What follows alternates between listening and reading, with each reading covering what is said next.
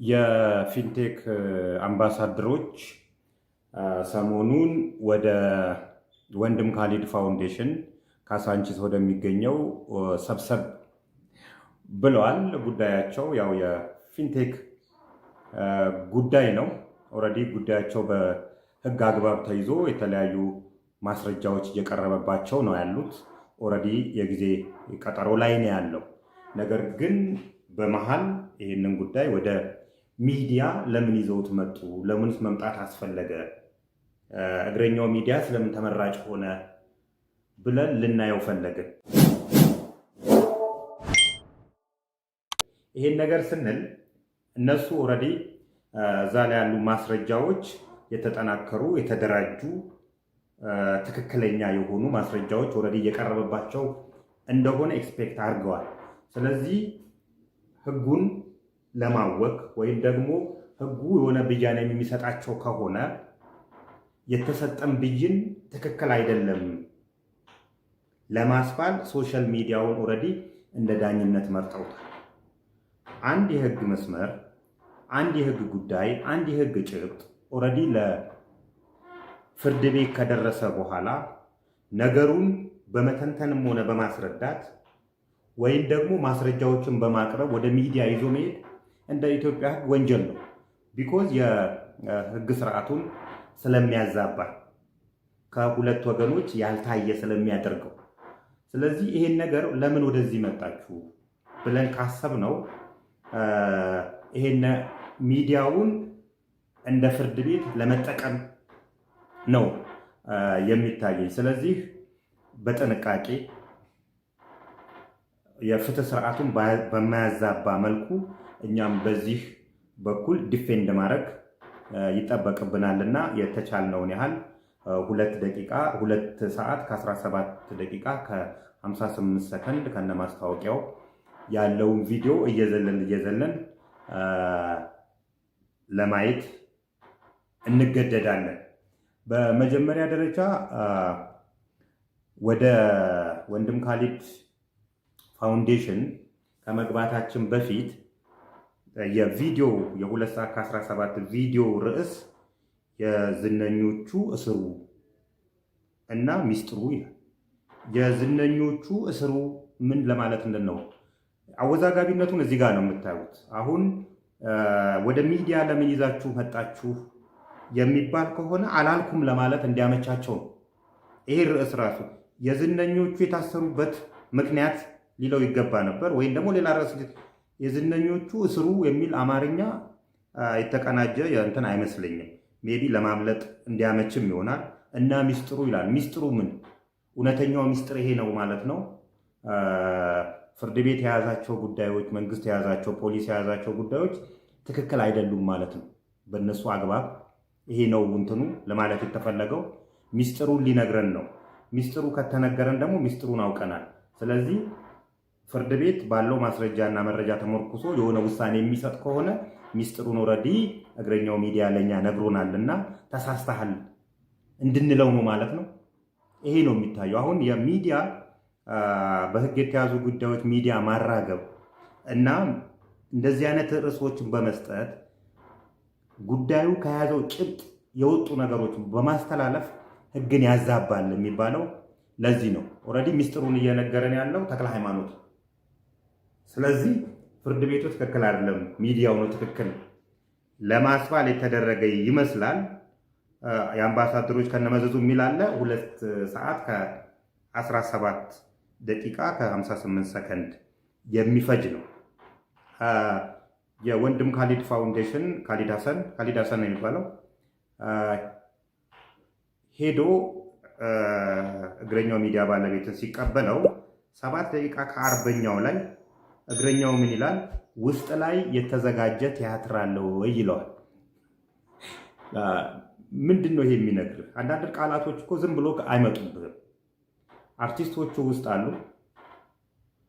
የህግ ጉዳያቸው አለ። ያንን የህግ ጉዳያቸውን ሊያስቀይስ የሚችል ቲያትራዊ ነገር የተጻፈ ጽሁፍ ለእያንዳንዱ ድርሰት ተሰጥቶታል ማለት ነው። ስለዚህ ያ ድርሰት ቲያትር ቤቱ ስለሌለው እግረኛው ሚዲያ ቲያትር ቤቱን ያዘጋጀው ወንድም ካሊድ ነው። ይሄን እንዲልና 9 ደቂቃ ከ33ኛው ላይ እግረኛው ሚዲያ ሁሉንም ሰዎች ተክለ ሃይማኖት ማለት ነው ኬፍ ጋለ በኋላ ሰራዊት ፍቅሬ ጋር ይደርሳል። ምን ይለዋል? ዋርካው ይለዋል። አንድ የሀገር ዋርካ ማለት ነው። የሀገር ዋርካነቱ ሰራዊት ፍቅሬና ተክለ ሃይማኖት ሜቢ በአለቃና በሰራተኝነት ተገናኝተው ሊሆን ይችላል። እዚህም ደረጃ ያደረሰው ሰራዊት ፍቅሬ ሊሆን ይችላል። የግል ውለታ ነው። እንደ ማህበረሰብ ለኔ ለምሳሌ ሰራዊት ፍቅሬ ዋርካይ አይደለም። ዋርካይ እስካልሆነ ድረስ ለኔ የሚተላለፍ ሚዲያ ላይ ዋርካው ብሎ እንትን ይለዋል። ከግራ ወደ ቀኝ ስናያቸው አቀማመጣቸው ሰለሞን ቦጋለ፣ ዳንኤል ተገኝ፣ አብርሃም ግዛው፣ አበባው አበበ ጠበቃው ነው ጠበቃቸው ነው፣ ይገረም ደጀኔ፣ ወንድም ካሊድ እና ሰራዊት ፍቅሬ ተሰድረው ቁጭ ብለዋል። የንግስናውን ቦታ ተክለ ሃይማኖት ይዞታል። ከዛም በኋላ ምን ይላቸዋል ሲያነጋግሳቸው? ከአብርሃም ግዛው ይጀምርና ከእንኳን ደህና መጣችሁ በሰላም ግቡ እስከሚሉ ኢቨንቶች ድረስ በማዘጋጀት የሚታወቀው ይለዋል አብርሃም ግዛው። ትወና ጸጋው ነው ይለዋል ዳንኤል ተገኘ። ልበ እንስፍስፉ ይለዋል ሰለሞን ቦጋለ። ለሽብሻቦ እጆቹ የሚዘረጉ ይለዋል ተዋናይ ይገረም ደጀኔ። በጎ ስራው የሚወደድ ይለዋል ወንድም ካሊድን። ኪነ ጥበብ የጠራችው እሱም በቆቅ ጆሮ ያዳመጣት ይለዋል ሰራዊት ፍቅሬ። እንዲህ ከመደናነቅ ነው የሚጀምረው። አሁን እነዚህ ሰዎች በኢትዮጵያ የፊልም ኢንዱስትሪ ውስጥ ሜቢ የሆነ ድርሻ ሊኖራቸው ይችላል። ኪነ ጥበብ የጠራችው እሱም በቆቅ እንትን። እስቲ እኔ ሰራዊት ፍቅሬን በኢትዮጵያ የሲኒማ ኢንዱስትሪ ውስጥ ሜቢ ልታውቁት ትችላላችሁ። በሬዲዮ ድራማዎች ላይ በቆየ ሬዲዮ ድራማዎች ላይ እናውቀዋለን። ነገር ግን ቲያትሮች ቤቶች ላይ እኔ የሰራቸው ቲያትሮች እንግዲህ ቲያትረኞች ናቸው በብዛት ቲያትርን ከፍ የሚያደርጉት እንትንንም የፊልም ኢንዱስትሪውን ጭምር ከባድም የሚባለው የሲኒማ ቤቶች እንትን ነው። ነገር ግን ሰራዊት ፍቅሬ የትኛው እንትን ላይ ነው የተሳተፈው? ቴዎድሮስ ያችን ሰዓት ላይ ነው የተሳተፈው። የተለያዩ የሚኒሊክ እንትኖች ላይ ነው የተሳተፈው። የተለያዩ ጸጋዬ ገብረመድህን የሰራቸው እንትኖች ላይ አንዱ ላይ ተሳትፎ ያውቃል? እነዚህን ሰዎች ዋርካ ባላልንበት፣ ኪነ ጥበብ የጠራቻቸው ባላልንበት፣ እነ ወጋየሁ ንጋቱን ባልጠራንበት፣ እነ ጸጋዬ ገብረመድህንን ባልጠራንበት አፋችን አግባብ ነው ወይ ስንል አንድ እነዚህን ሰዎች ውለታ ያሳሰራቸው ሊሆኑ ይችላሉ። ሁለት ደግሞ የእነሱን ግሬሲንግ ገፍ ለማድረግ እንትን ያለ ነው ይመስሉ። እነዚህ ሰዎች እዛ ጋር ያሉትን ሰዎች እንደኔ የማውቃቸው በብዛት በፊልም ኢንዱስትሪ ላይ አውቃቸዋለሁ። ከነሱ የበለጡ አሉ በፊልም ኢንዱስትሪው። በተጨማሪ ግን በማስታወቂያ ስራቸው ነው የማውቃቸው። ማስታወቂያ በመስራት ነው የታወቁት በብዛት እንጂ ቲያትር በመስራት አይደለም። ቲያትር በመስራት ዳንኤል ተገኝ አንድ ቲያትር ላይ አይቼዋለሁ። ሜቢ አይቼዋለሁ አንድ እንትን ላይ ባቢሎን በሳሎን። በተረፈ የሚታዩት ሌላዎቹ ናቸው፣ አናቃቸውም። እንደውም እኛ እነዛ ሰዎች ገንዘብ ያላቸው ሰዎች አይደሉም። አሁን ቴሌቶን የሚዘጋጅላቸው የተለያዩ መኪና እንትን የሚባልላቸው ናቸው። ብሔራዊ ቲያትርን የሚያውቁ ሰዎች አይደሉም እነዚህ ሰዎች። ብሔራዊ ቲያትር ውስጥ እኔ ትወና ሲሰሩ አይቻቸው አላውቅም በፊልም ውስጥ። ያ ደግሞ እንትናቸው ዝቅ ያደርገዋል። ቲያትር ከሚሰሩ በላይ ሊከበሩ አይገባም ባይነኝ። መብቱ ነው፣ ማክበር ይችላል። እኔ ግን ለእኔ እነዛ ሰዎች እንደዚህ ናቸው አልልም። ወደ ጥያቄዎቹና መልሶቹ እንሂድ። ጥያቄ ከመጠየቁ በፊት እነሱ እስር ቤት በነበሩበት ሰዓት የተለያዩ የሶሻል ሚዲያ ሰዎች ያስተላለፉትን ነገሮች ያሳያቸዋል። እኔን ጨምሮ የተለያዩ ሰዎች ያሏቸውን ነገሮች እንደዚህ ብለዋችኋል፣ እናንተ እስር ቤት እያላችሁ እንደዚህ ብለዋችኋልና ምን ሀሳብ አላችሁ ብለው ሲሏቸው የሁሉም ሰዎች ደም ግፊታቸው ሲጨምር ይታያል። ደም ግፊታቸው የጨመረው እንደኔ ይሄ ባይዘ ይሄንን ነገር ነው እንትን የምለው ራሴንና ራሴን ብቻ በመወከል ነው። ሌላው እዛ ጋር ቪዲዮ የታየበት የሶሻል ሚዲያ ሰው ራሱን ወክሎ ማየት ይችላል። ለዚህ እኔ ኃላፊነቱን ስለምወስድ ራሴን ወክዬ ነው የምናገረው። መጀመሪያ ላይ ሰራዊት ፍቅሬ ምን አይነት ስሜት ይሰማሃል ብሎ ሲጠይቀው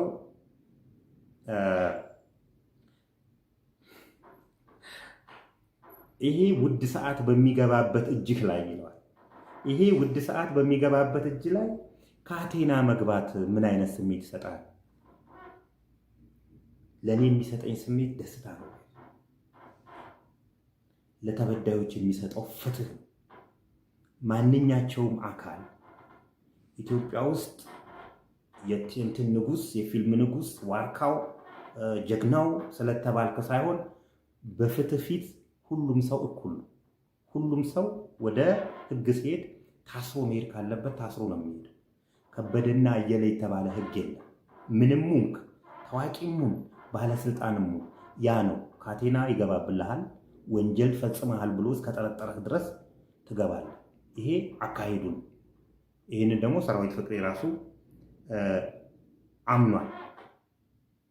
ልጆቼ ላይ የሚያደርሰው ተጽዕኖ ይላል። አንተ እስር ቤት ስትገባ ልጆችህ እጅ ላይ ካቴና፣ ዘመዶችህ፣ የሚያውቁ ሰዎች የተሰማቸው ስሜት፣ የእኛስ ልጆች የተበላሉ ሰዎች፣ የሞቱ ሰዎችስ በዚህ ጉዳይ እናንተ ይህንን ጉዳይ ማስታወቂያ ሰርታችሁ በማባባሳችሁ ጉዳይ እናንተን ተመልክቶ ብር ሰጥቶ ብሩን በመበላቱ ምክንያት ተስፋ ቆርጦ ራሳቸውን ስላጠፉ ሰዎችስ፣ ሕክምና ውስጥ ገንዘብ መክፈል አቅቷቸው ዲያሊሲስ ማድረግ አቅቷቸው ልመና የወጡት ሰዎች ምንድን ነው የሚሰማቸው? እናንተ የሚሰማችሁ ሌላ ስሜት አለ። ይሄንን ነው ሊሰማህ ይችላል፣ ሊሰማቸው ይችላል። ግን የህግ ስርዓቱ እንደዛ ነው የሚሆነው። በተጨማሪ ሰውዬ ምን ይላል? ማስረጃና መረጃ ስለሌላቸው ይላል። በጣም እርግጠኛ ሆኜ የምነግርህ አቶ ሰራዊት፣ እኔ ከአንተ በላይ ማስረጃ አለ፣ ከአንተ በላይ መረጃውም አለ። ለዚህ ነው ጉዳዩን ጀምሬ የጨረስኩት። በእርግጥ አንዴ ጉዳዩን እስር ቤት ከያዘው ፍርድ ቤት ከያዘው በኋላ መፈራገጡ ለእኔ አስፈላጊ አይደለም። ዝም መባል ይጠበቅብኝ ነበር። ነገር ግን ወደ ሶሻል ሚዲያው መታችሁ በሶሻል ሚዲያው ፍትህን ለማረጋገጥ ስለፈለጋችሁ በዚህ በኩል ደግሞ ሌላ ዲፌንድ ማድረግ ስላስፈለገ ብቻ ነው። መረጃና ማስረጃችንማ ከየት ይጀምራል መሰለ? ዳንኤል ዮሐንስ ሙዚቃ ክሊፕ ላይ ጨፋሪ ሆኖ ከቀረበበት ጊዜ ጀምሮ ይጀምራል። ማስረጃችንማ ዳንኤል ዮሐንስ ፓስተር ሆኖ አርሲ ነገሌ ላይ ባሸጠው ሆቴል ይጀምራል። ማስረጃችንማ ሄሎ ታክሲን ይጨምራል። ማስረጃችንማ ኦክሎክ ትሬዲንግን ይጀምራል። ማስረጃችንማ ሄሎ ታክሲን ይጀምራል። ማስረጃችን ፊንቴክን ይጨምራል። ማስረጃችን ዳሶማ ትሬዲንግን፣ ማስረጃችን ላይፍ ታይም ኢንቨስትመንትን ይጨምራል። ፊንቴክ ብቻ መሰለህ እንደ እጃችን ላይ ያለው? ማስረጃችን የገንዘብ ዝውውርን ይጨምራል። ሜታ ትራንዛክሽንን ጭምር ይጨምራል ነው ማለት። ይህንን ነው አንተ የምታውቀው። ስለ ፊንቴክ ብቻ ሊሆን ይችላል። ፊንቴክንማ በቂ ማስረጃና መረጃ አለ። ሰራዊት ፍቅሬ እኛ ወንጀለኞች አይደለንም ብሎ ከመከራከር ይልቅ መስሪያ ቤቱ ጭምር ህጋዊ ነው የሚል ክርክር ውስጥ ሁላ ገብቷል።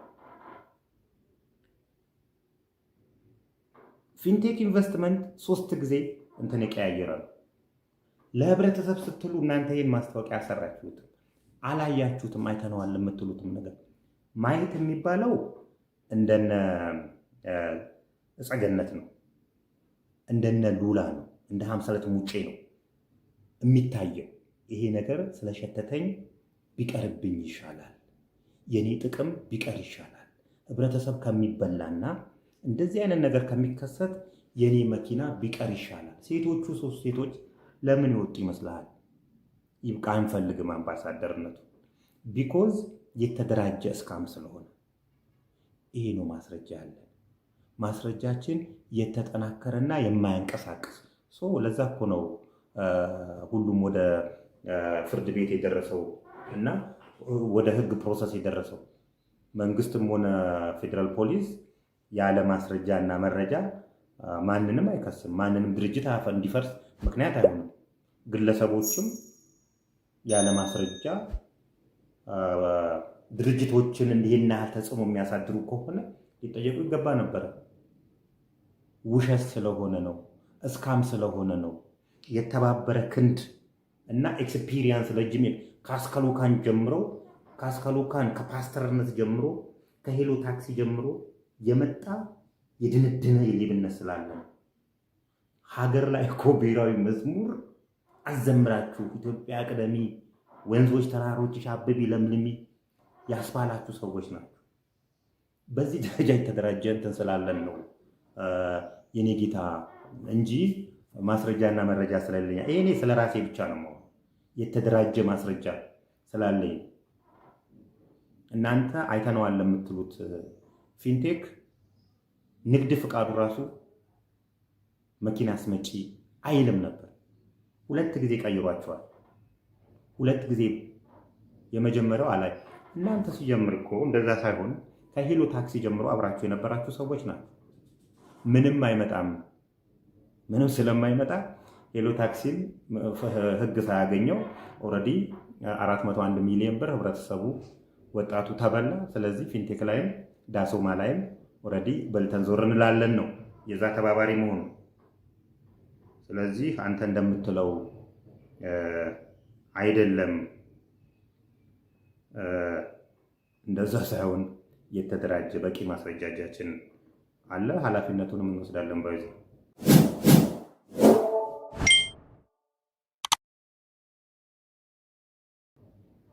የምታስፈራራበትን በቂ እንትን የለም። ትልቅ ሰው ይመስለኛል ያልከው ወይን እኔ ወይን ጋዜጠኛ አርያ ስላሴ ነው። ሞስት ፕሮባብሊ አርያ ስላሴ ነው የሚሆነው።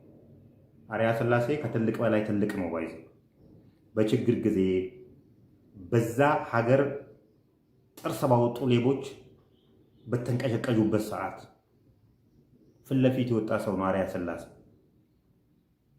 እኔም ብሆን በዚች ሀገር ላይ ሌብነት ነውር እስኪመስል ሌብነትን ማጋለጥ ነውር እስኪመስል ድረስ አቅም ሳይኖር የገንዘብ አቅም፣ የፖለቲካ አቅም፣ የእውቅና አቅም ሳይኖር በድፍረት እንደዚህ አይነት ውስጥ መግባታችን የትልቅነታችን ምልክት ነው። እድሜያችን ሜቢ ቁመትና እድሜያችን ካንተ ያነሰ ሊሆን ይችላል። ነገር ግን የሰራነው ነገር ትልቅ ያስብለናል። በዚህ ውስጥ እኛ ቪክቲሞች አይደለንም። ከእናንተ የበለጠ ሆዳችንን ቆይ ጋብ በል ያዘው ረሃቡ ይሻልሃል ብለነው ነው። ስለዚህ ትልቅነት እንትና ዋርካ እንዳለ አይደለም። በሰራው ስራ ልክ ነው የምትለካውና ቀላል ትልቅ ነን እንዴ? ሰለሞን ቦጋለ ይቀጥላል። ሰለሞን ቦጋለ እስር ቤት አስተሳስሮናል ይላል። እንኳን ተሳሰራችሁ ህሊናችን ንጹህ ነበረ ይላል። አሁን እዚህ ሰለሞን መምከር ነው የሚያስፈልገው። መምከር እንዴት ነው የሚያስፈልገው መሰላችሁ? የስካም ባህሪውን ሳያውቀው ቀርቶ ነው ወይ ነው። አሁን ሰለሞን የማታውቀው ከሆነ ብቻ ይሄ ምክር ተቀበለኝ። ንግድ ማለት ለትርፍ ነው። መንግስተ ሰማያት ለመግባት ማንኛቸውም ሰው አይሰራም። የሚሰራው ለንግድ ነው። ንግድ ደግሞ የመጨረሻው ሪዛልቱ ትርፍ ነው። ስለዚህ አንድ ካምፓኒ ከስሬ እሸጣለሁ 2000 3000 መኪኖችን መጀመሪያ አምጥቼ ከዛም በኋላ እስከ 20000 መኪኖች አመጣለሁ 3000 መኪኖችን ከስሬ እሸጣለሁ ሲል ምንም እያለህ ነው ያለው። ለምሳሌ መኪኖቹ 2.8 ሚሊዮን ብር የገበያ ዋጋቸው ከሆነ እሱ በ1.9 ሚሊዮን ብር እሸጣለሁ የሚል ከሆነ በእያንዳንዱ መኪና ላይ 900 ሺህ ብር እየከሰርኩ እሸጣለሁ እንደማለት ነው። ቁጥሩ ላይ ከተሳሳትኩ ሶሪ።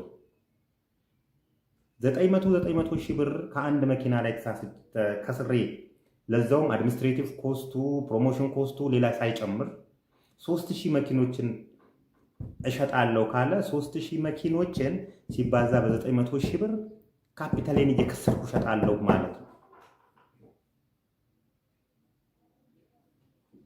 ስንት ነው ካፒታሉ? የፊንቴክ ካፒታል ስንት? 7 ሚሊዮን አይደል? 7 ሚሊዮን ምን ማለት ነው ታዲያ? የሌለውን ካፒታል ኬት አምጥቶ ነው እንደዛ የሚያደርገው? ልንገርህ፣ ሶስት ሰዎች ይከፍሉታል። ሁለቱን ሰዎች የአንዱን ሰውዬ ብር አሟልቶ ይሰጣቸዋል። ሌላ 4 ሰዎች ይገባሉ። ለ4 ሰዎቹ ለሶስተኛው ይከፍላል። የሁለት ሰው ይበላል። እንደዛ እያለ እየሰፋ ይሄዳል። በዚህ መካከል የሚያገኛቸው ብሮች ይኖራሉ። ፒራሚድ ቅርጽ እየሰራ ይሄዳል። ብሮቹ እየሰፉ ሲሄዱ ብሮች እጁ ላይ እየገቡ ይሄዳሉ። ይህንን እንዳየናቸው ከዚህ በፊት እንዳየናቸው እንደ ሜታ ትራንዛክሽን እንደ ባይናንስ ባሉ ጉዳዮች ላይ ብሩን ወደ ዶላር ይመነዘራል። እስካሞች መነሻና መጨረሻ ይኖራቸዋል። ስለዚህ መነሻ እንዳለው ሁሉ ተሟሙቆ እንደተነሳው ሁሉ ዲክላይን የማድረጊያ ጊዜ ይኖረዋል።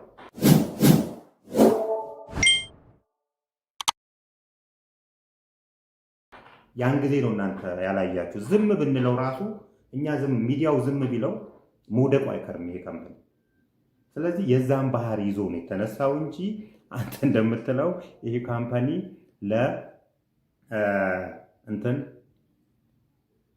ህብረተሰብን ለመጥቀም ያላል አይደለም። የስካሙ ባህሪ ነው ይሄን እንደዚህ እንዲሆን ያደረገው። ቤቢ ሰው እንደሚልህ ተክለ ሃይማኖት እንደሚልህ ቡቡ ሩሩ ከሆንክ ይህ ምክር ብትሰማይ ደስ ይለኛል። ወደ ዳንኤል ተገኝ ስንሄድ ህሊናዬ ንጹህ ነው ብሏል። እሰየው። እነሱ ወንድ ሆነው አይደለም ይላል።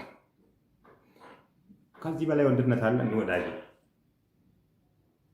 እውነት መናገር ኃጢአት የመሰለባት ሀገር፣ ሌብነት ጀግንነት የሆነባት ሀገር፣ ሁሉም ተነስቶ ማንም ተነስቶ ህብረተሰብን በሚያጭበረብርባት ሀገር አቅም ሳይኖርህ የኢኮኖሚ የፖለቲካ የእውቅና አቅም ሳይኖርህ ለማሸነፍ መነሳት የዳዊትና የጎልያድ ልዩነት አለ። ይሄን የተደረገው በአንድ ጠጠር ነው እንድትወርቁ እግዚአብሔር ያገዘን እንጂማ ወንድነት እኮ መግደል አይደለም። ከዚህ በላይ ወንድነት የለም እኮ። በህይወቴ ካሳየኋቸው ወንድነቶች አንዱ በዚህ ወንድነት ሲባል ጾታዊ እንትኑን እንዳታዩብኝ ፈልጋለሁ። እሱ የጾታዊ ችግር ስላለበት የጾታዊ አመለካከት ችግር ስላለበት ሴቶች ይሄን ማድረግ አይችሉም የሚል አመለካከት ስላለበት እንደሱ አይደለም። ይሄን ጉዳይ ከ1.9 ቢሊዮን ብር በላይ ያጭበረበረን ድርጅት በዚህ ደረጃ ፍትህ ጋር እንዲደርስ ማድረግ የህይወት መስዋዕትነት ያስከፍላል። ከዚህ በላይ ወንድነት የለም። ወንድነቴን ደግሞ ፐርሰናሊ እኔም ጠንቅቀህ እንድታውቀው አድርጌሃለሁ። ስለዚህ ብቻዬንም አይደለሁም፣ እግዚአብሔር ስላገዘኝ ነው ወይ እንጂ ልደፉኝ ሁላ ትችሉ እንደነበር ልነግርህ ፈልጋለሁ። ለወደፊቱም የፎከርካቸውን ነገሮች ቀጥልበት። እኛም የቻልነውን ያህል እንሄድባቸዋለን። በመሞራል ነው እንዴት ነው ሞራል የማይኖረኝ? አንተ የምትሰራለት ድርጅት የኩላሊት ህመምተኞችን እያጨረበረ እንደሆነ እያወቅኩ መናገር ነው ወይስ ያለ መናገር ነው ሞራል የሚኖር? ዝም ብብል እኮ ነው ሞራል ሞተ የሚሆነው። ስለዚህ የሞላ ሙሉ የሆነ ሞራል ወንድነት ያለው ሞራል ውስጣችን ስለነበረ ነው እንጂ ማስረጃ ስለሌለን ወይም ደግሞ ከእናንተ ጋር የሆነ የፐርሰናል ጥላቻ ስላለን አይደለም እንደዛ ያደረግነው። ደስ ካለኝ ነገሮች የሶሻል ሚዲያ ህጎች እንትን ሊገበል እናንተ እንደዛ ስላላችሁ ሳይሆን ሊደረግለት ይገባል። ለእናንተ ተብሎ ሳይሆን ለሁሉም ተብሎ። ሶሻል ሚዲያው ግን ከሁሉ በላይ ተጽዕኖ ፈጥሯል። ተጽዕኖ ፈጥሮ እናንተን እስር ቤት እስከማገባት ድረስ ደርሷል። ይሄ ሶሻል ሚዲያ ነው ፖሊስን ወደ ምርመራ እንዲሄድ ያደረገው። መስመር ሊበጅለት ይገባል። አካሄዱ ህጋዊ ሊሆን ይገባል። የተለያዩ ነገሮች ህጋዊ መስመሩን ከትሎ መሄድ ይገባል። እቀበልሃለሁ። ሶሻል ሚዲያውን ግን በዚህ ደረጃ ማጥላት አስፈላጊ አይደለም። እናንተም ሶሻል ሚዲያውን ከሚኒስትሪ ሚዲያው ይልቅ ሶሻል ሚዲያው በቀላሉ ማግኘት ይቻላል። ሚኒስትሪ ሚዲያውን ስለዚህ ጉዳይ እናወራ ብትሉት ህግ የያዘው ጉዳይ ነው አላወራም ስለሚላችሁ ነው እናንተም ወደዚህ የመጣችሁት አይደል? ስለዚህ የተሻለው ምድ ፍለጋ ነው የመጣችሁት እኮ። ሶሻል ሚዲያው ግን የራሱን ስራ እየሰራ ነው ያለው። በተለይ እኔ በምሰራቸው ኮንተንት ላይ የተለያዩ ጫናዎች አሉ። እናንተ እንኳን ልትፈጥሩ የፈለጋችሁ ጫናዎች አሉ። እነዛን ሁሉ ጫናዎች ተቋቁመን ምንም ሳይኖረን ነው ጉልበተኞች ጋር ጠጠር አንስተን ውጊያ የገባነው። ስለዚህ እንትኑ ያ ነው የሚሆነው። አብርሃም ግዛው ይላል ከእንኳን ደህና መጣችሁ እስከ ደህና ግቡ ድረስ ሰጥ አብርሃም ግዛው ኦክስፎርድ ነበረ ይላል እስሩ ራሱን የደቡብ አፍሪካ ማንዴላ ድረስ እንደዚህ ነው ያየው። ራሱን 30 ምናምን ዓመት እንደታሰረ ሰው ኦክስፎርድ ነበርን። ጥሩ ትማራላችሁ ብዬ ተስፋ አደርጋለሁ። ሜቢ ህጉ ተጨማሪ ስራ ያስፈልጋችኋል የሚላችሁ ከሆነ እና እንደዚህ ኦክስፎርድ ደረጃ የሚያደርስ ትምህርት የምታገኙ ከሆነ ከኦክስፎርድ ከፍ ያለ እውቀት እንዲኖራችሁ በዚህ አጋጣሚ እመኝላችኋለሁ። ቀና ምኞቴ ነው። እስር ቤት እንደዚህ የሚያስተምራችሁ ከሆነ ለማለት ነው። መኪና መውሰዱን ይነግረናል። ሲጋ መኪና መውሰዱን ግን ከፍሎ መውሰዱን ይነግረናል። ድርጅቱ በተራ በተራ አምጥቼ እሰጣችኋለሁ ካለው ላይ ከፍዬ ወስጃለሁ ብያለሁ ተከራከራል። ከፍዬ ወስጃለሁ ካለ የአንዱን ከስተመር ተራ ወስዷል ማለት ነው። ስለዚህ ነፍስ ያጠፋ እንኳን እንደዚህ አልተዘመተበትም እያለ ይቀጥላል። ከፊንቴክ ቪክቲሞች መካከል ይሞታል እያልኩ እኮ ነው ያለሁት አባት። ዋና እንዲሞቱ ምክንያት የሆነው ፊንቴክ ነው እያልኩ ነው ያለሁት። እናንተ ደግሞ የፊንቴክ አምባሳደሮች ናችሁ እያልኳችሁ ነው ያለሁት። በተዘዋዋሪ አንተ ያልከውን እኮ ነፍሰ ገዳይነት እያገዛችሁ ነው እያልኩ ነው ያለሁት። ምን ታወራለህ?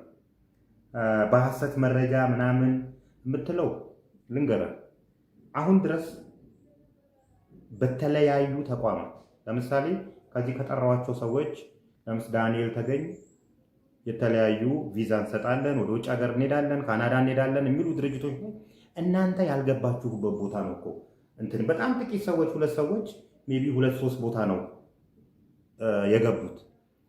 ኢትዮጵያ ውስጥ ወደ ውጭ ሀገር እንልካለን፣ መኪና እናስመጣለን፣ ሪል ስቴት እናስመጣለን ካሉ ድርጅቶች አብርሃም ግዛው ያልገባበት ቦታ የት ነው? እስቲ ራስህን ጠይቀው። የጠፉ ለዛውም አጭበርብረው የጠፉ ድርጅቶች ውስጥ እናንተ ነበራችሁ።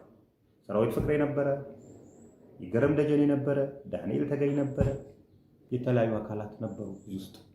አንተ በየቦታው እንደዚህ በምትታይበት ቦታ ማስረጃ የሌለህ አንተ ነህ። ሜቢ አውቀህ ካልሆነ በስተቀር እኛ በቂ ማስረጃ ይዘን እኔ ተንቀሳቀስ ነው። ስለተንቀሳቀስ ነው ያሸነፈው። ይገረም ደጀኔ ይቀጥላል። 25 ዓመት በፕሮሞሽን ልምድ እንዳለውና 25 ዓመት ፕሮሞሽን ውስጥ በእንደዚህ አይነት ሁኔታዎች ውስጥ እንደቀጠሉ ይነግረናል። ያው ለዚህ ነው ይላችሁ አሁን ሶሻል ሚዲያው ጠቀሜታው ይሄ ነው። የተለያዩ ድርጅቶቹ ስታስተዋውቁ ነበረ። ጥሩ የሰሩትም ጥሩ ሳይሰሩም ከሀገር የጠፉ ሲኖ እናስመጣላችኋለን ብሎ ከሀገር የጠፉ ነበሩ። ውጭ ሀገር እንልካችኋለን፣ ቤት እንሰራላችኋለን ብለው አሁንም ወደፊትም የሚጠፉ ድርጅቶቹ ትሰሩ ነበረ። ነገር ግን ህብረተሰቡ ባለመቀናጀቱ ምክንያት ሁሉም በየቤቱ እንጉርጉሮውን እያሰማ ተረሳላችሁ። ነገር ግን አሁን ላይ በመደራጀት እነዚህ ሰዎች ወደ ህግ አግባብ መቅረብ አለበት ተባለና እናንተ የመጣችሁበትን የ25-26 ዓመት ኤክስፒሪየንስ ሻራው ማለት ነው። ስለዚህ ድርጅቱ እስከተጠየቀ ድረስ እናንተም ተጠየቃላችሁ እያላችሁ ነው ያለው አሁን። ስለዚህ የመጣችሁበትን አካሄድ ይዤ እቀጥላለሁ። ሰው የተበላ እየረሳ ይቀጥላል የሚለው አካሄድ አሁን እቀጥላለሁ ማለት የሚያስኬድ አይመስለኝም። ብታስብበት ጥሩ ነው። እሱም የሰራዊት ፍቅሬን ቤተሰቤ ምናምናም ብሏል። የአንተ ቤተሰብ የሚያማቸውን ህመም የእኛም ቤተሰቦች ይሰማቸዋል። ቁስሉ ከዛ ባልበለጠ ነው እንጂ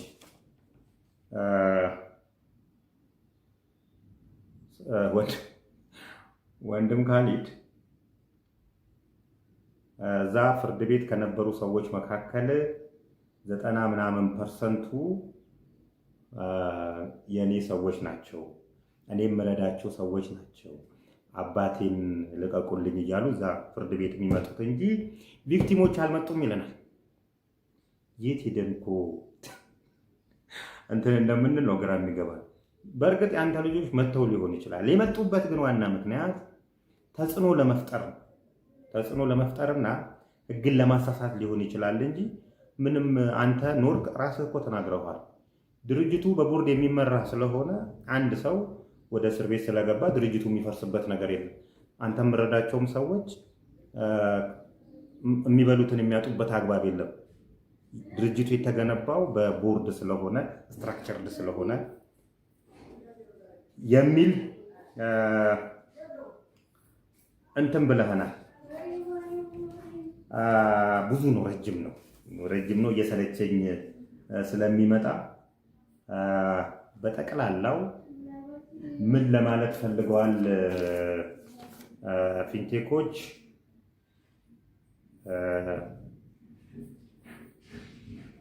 ራሳቸውን ነፃ ማውጣት ብቻ ሳይሆን ድርጅቱ ጭምር ትክክለኛ ድርጅት ነበረ ለማስባል ሞክረዋል።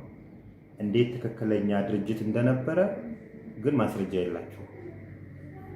ሌላኛው እርስ በርስ የተምታታ አንዱ የአንዱን ማስረጃ አንዱ ይወቅስበታል። በተጨማሪ ሁሉም የየራሳቸውን ነፃ የመሆን እንትን እንጂ በጋራ እንኳን ያልተደራጁ መሆናቸውን አሰልቺ እና ሙሉ ተደራጅቶ የህግን አካሄድ ለማጥፋት ወይም ደግሞ ለማዛባት የተጻፈች ድርሰት መሆኗን ያሳያል። እኛም በዚህ ጉዳይ ነው በዚህ በኩል ዲፌንድ ማድረግ ያስፈለገው። አስፈላጊ አይደለም አሁን ብዙ ነገሮችን። በመጨረሻ ግን ለሁላችሁም የምነግራችሁ አጥፍተናል፣ ይቅርታ የምትለው ቃል እኮ ቢያንስ ቪክቲሞችን የሆነ ነገር ያደርጋል። ከእናንተ ላይ ከተያዘ ቂመኝነት አንጻር እንዴት ነው የተናነቃችሁ? ግን እዚህ ጋር የምተከምበትን ብር ነው የወሰደብኝ፣ መኪና ወስደናል ትላላችሁ። በእጅ አዙር የእነዛን ሰዎች ብር ወስዳችኋል። እናንተ እነዛ ሰዎች እንዳይታከሙ አድርጋችኋል። ይቅርታ ቴሌቶን እናዘጋጅና ቢያንስ እነዚህ ቪክቲሞችን የባሰባቸው መታከም ያቃቱ ቤተሰቦቻቸው በዚህ ምክንያት ታንቆ የሞቱ ሰዎችን ብንረዳ ይሄ ነው በቃ ሊያስታርቅ የሚችለው። ግን መጀመሪያ ማመን አጥፍቻለሁ፣ ትክክለኛ መስሎኝ ነበር፣ ያየኋቸው ማስረጃዎች ግን ያንን አያሳዩምና የኢትዮጵያ ሕዝብ የፊንቴክ ተበዳዮች ይቅርታ ብትሉ በቃ የተሻለ ተቀባይነት ታገኛላችሁ። አሁን ባሰራጫችሁት ቪዲዮ የተክለ ሃይማኖትን ቪው ከማሳደግ እና የእናንተ ላይ እንትኖቹ ናቸው በየቦታው የሚዘዋወሩትን ኮመንቶች ናቸው። እናንተ እንትን ልትሉ አትችሉ። ይቅር ህብረተሰቡ ቂሙን ሊረሳላችሁ የሚችል አይመስለኝም። ሊረሳላችሁና ወደ ስራ እንድትገቡ የተለያዩ ችግሮች ያለባችሁ ሰዎች ከተፈለገ መጀመሪያ ከይቅርታ ይመነጫል። ይህ በማስፈራራት እንትናን ዶክመንት አድርገነዋል ወንድ አልነበርንም፣ ሁላችንም ዜጋ እስከሆነ ድረስ እኩል የምንተያይበት ይሆናል። 34 ደቂቃ ሆነው ተክለ ሃይማኖት በሚቀጥለው ደግሞ ሌላ ክፍል አለኝ። አስፈላጊ ከሆነ እሱ ላይም እንደዚህ አይነት እንትኖች ብዙ ላውራ ነበር የፈለኩት፣ ሰለቸኝ። በሚቀጥለው ዋይቢኤስ ትሬዲንግ እና ዋይቢኤስ ሱፐርማርኬት እና ረቂቅ ትሬዲንግ በር መዝጋታቸውን ሰምተናል። እነሱም ሌላ መከራዎች ናቸው እንግዲህ ከፊንቴክ የተበላ ነውና እነሱ ላይ ደግሞ የቻልነውን ያህል እንሄድበታለን።